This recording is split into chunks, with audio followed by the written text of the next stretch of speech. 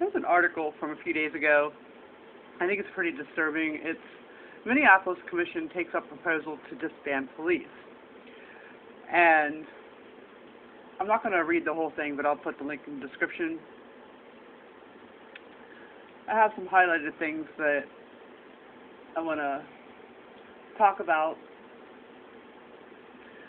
It starts out, a Minneapolis Commission is expected to take up a proposed amendment Wednesday that would dismantle the city's police department in the wake of George Floyd's death and replace it with a new public safety department. Okay?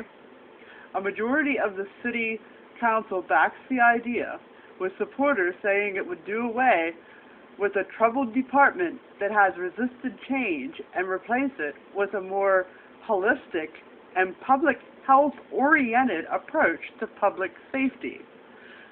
So this is going to be holistic and health-oriented. No, so what exactly does that mean?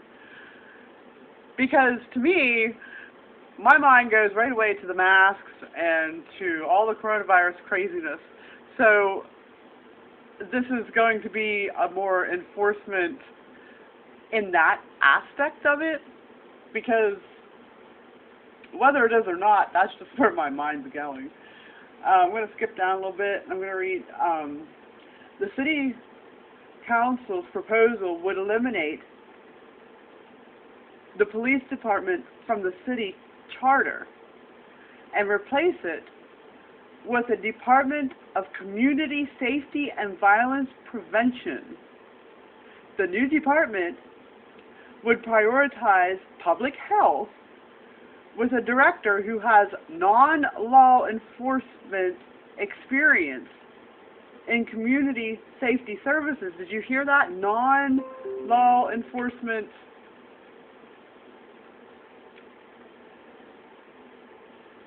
And more about this public health, and I think it's crazy.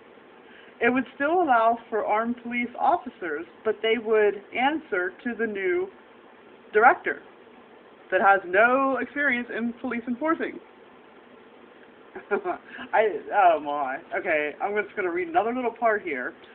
According to the draft language of the amendment posted online, the new department proposed by the City Council will have a responsibility for public safety services prioritizing a holistic, there's that word again, public health-oriented, there's that word again, approach.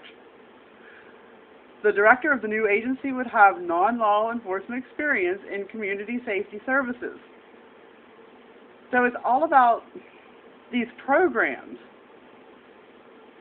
It says including but not limited to public health and or restorative justice approaches. Now, restorative justice approaches means like when the criminal and the victim kind of like get together and decide on what would be right as a retribution. Now, here's the problem with this whole entire thing. They want to defund the police and put this money into things that are supposedly going to help these people because they have other underlying conditions like poverty or mental health issues or drug addiction or whatever underlying reason makes them become criminals. Okay, so they want to take those underlying reasons and they want to help those people. Now, number one, there's always been programs to help people. And it's always a choice whether to use those or not. And see, the problem is, and what these people don't take into consideration, is that there are people who don't want help.